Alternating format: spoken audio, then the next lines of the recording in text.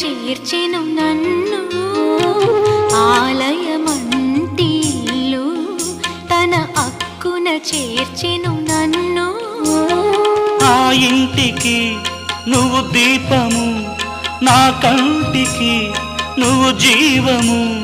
మూసిన తలుపులు తీసి ఆశలు దోసిట పోసి మమతను పంచిన మహనీయుడ నిన్ను ఏమని పిలువను నేను, ఇలవేల్పుగా నిన్ను కొలిచేను.